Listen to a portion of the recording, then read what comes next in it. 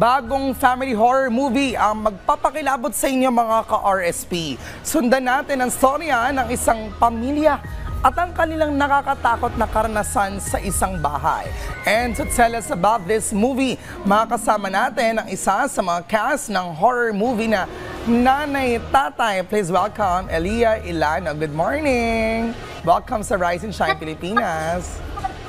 Thank you po for having me here today. Ang ganda-ganda naman ni Elia. Good morning, Elia. Okay, sa teaser pala ng movie, talagang kikilabutan ka na. Pero can you tell us more about the story of Nanay Tatay? Yes po. Ang Nanay Tatay po is about a couple po who lost their only child po na si Malena, which is played by me po. And then, nagkukup po sila ng 3 babae, pero doon po nag-start yung horror po dahil magpaparamdam po si Malena sa kanila.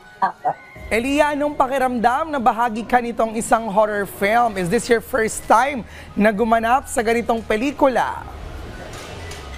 I have done a couple of horror films po kasi me and my family po, we love to watch horror movies po. And nagawa ko na po yung Deleter po as young Nadine Rooster po. And then yung pinanalo ko po sa FAMAS na movie po is another horror movie po, which is Pinoy Ghost Tale. Kaya suking-suki po talaga ako sa horror genre at never po ako magsasawa to make horror movies. Wow, congratulations at the early age. Talagang napakarami mo na mga na-achieve na mga ganitong klaseng mga paggampan at mga awards. No? Well, we understand you are Malena, tama, no? Sino-sino ba iba mga kasama dito mga cast?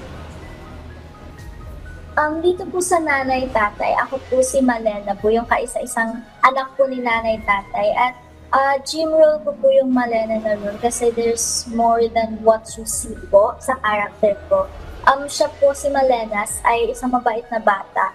At mahilig po siya mag-piano, pero ang tragic po na mangyayari po when she becomes 13. At yun po yung dapat yung abangan. At kasama ko po dito sina Mr. Jeffrey Hidalgo, tapos po si Miss Andrea Del Rosario, si Sia Viger po, si Ate Heart Ryan, Ate Aubrey Caraan, at si Kuya Billy Bellieta po. Ayun. Elia, bigyan mo naman kami ng mga pasilip sa mga dapat naming abangan sa inyong pelikula. Anong kakaiba sa horror film na ito sa iba pa namin mga napapanood na horror film? Sige po. Dito po kasi makakakita po kayo ng ibang Elia po kasi it is a role I have never played before. Kakaiba po siya as in super po, and I must say the most challenging role po na nagampanan po. Kaya kung gusto niyo po ng horror na mala Hollywood ang dating and plot, Nanay Tatay, you should watch po. Elia, ito syempre it's a horror film. Pero on a personal note, naniniwala ka ba sa mga dark spirit o multo? Baka may nakakatakot ka na experience na gusto mong ikwento. Yes po. Actually, meron po kasi akong third eye po, naman ako po siya kay mommy. Tapos po, isang araw po, habang bibisita po namin yung lola ko sa Columbarium po, nakakita po ako ng middle-aged na lalaki po. Nakatayo lang po siya, naka-black, all black po siya. Tapos po, naka-eye contact ko po, hindi po dapat yung gawin. Kaya po, nag-prayers po kami ng family ko, tsaka ako po ng super rami. At gumana naman po dahil, syempre po, super powerful ng prayers. Naku, paano yung may third eye ka? So how do you deal pag may mga nakikita kang ganitong klaseng mga sinasabi mo na middle age or mga multot? Tell us more. Nowadays po, hindi ko na lang po siya masyado pinapasin. Tsaka nakakatulong din po na medyo nagsara na po siya. Ngayon po parang nararamdaman ko na lang kung hindi na po fully nakikita. Ano yan? Hindi ka na natatakot? Parang sanay ka na ba? Opo, kasi po ang importante na po dapat po hindi niyo po siya pansinin po. Parang wala pong nangyari. Ganun.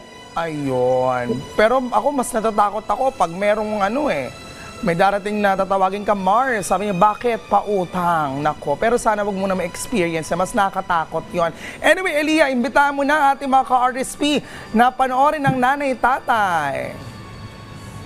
Hello po, iniimbitahan ko po kayo manood ng Nanay Tatay. It is directed po by Direct Ronnie Benakid na gumawa din ng Mary Cherry Chua at Marita. At ito po ay parte ng Sinusundak na film festival para sa mga horror movies po. Kaya kung mahilig kayo sa horror, bagay ka po dito.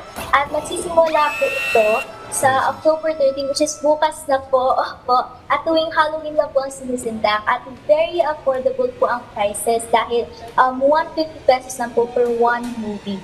Halos kapresyo na po siya ng milk tea. At 300 pesos naman po para sa all-day pass kung saan pwede niyo po panoorin yung 8 movie po sa isang araw kung kaya niyo po. At first time po makakasama ng 2 local movies sa sinisindak, kaya panoorin po natin ang Pasahera at Nanay Tatay at supportan po natin ang Pilipinang Pilipino. Maraming salamat po ulit sa aking PTV family for having me here. Congratulations, Elia. Diyan ba sa bahay niyo, wala ka nararamdaman ngayon?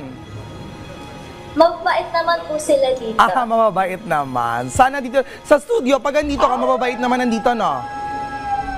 Opo, kasi po mababait po kayong lahat yan. Gusto na po. On that note, maraming salamat, Elia Ilana, and good luck, ha?